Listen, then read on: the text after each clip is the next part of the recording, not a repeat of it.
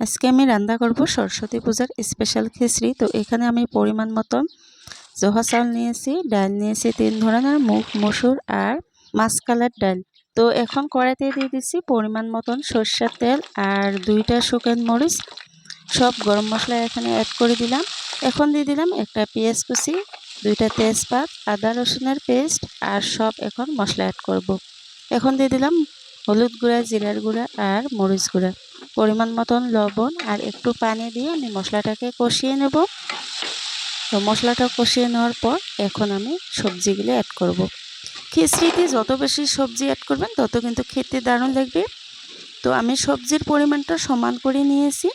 এখানে ফুলকপি, আলু, গাজর, টমেটো, মটর, বাঁধাকপি, মিষ্টি কুমড়া। মিষ্টি কুমড়াটা কিন্তু মাস্ট, মিষ্টি কুমড়াটা কিন্তু দিতে হবে। মিষ্টি কুমড়াটা দিলে খিচড়ির টেস্ট কিন্তু দ্বিগুণ বেড়ে যাবে। একটু কষিয়ে নিয়ে আমি গরম পানিটা অ্যাড করে দেব।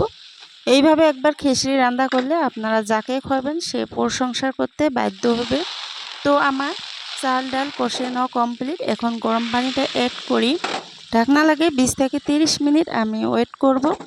সবশেষে আমি গরম মশলা, মিট মশলা আর ধনিয়ার পাত দিয়ে আমি রান্নাটা কমপ্লিট করে নিলাম। তো খিচড়ির ভিডিওটা কেমন লাগলো অবশ্যই সবাই কমেন্ট করে জানাবেন।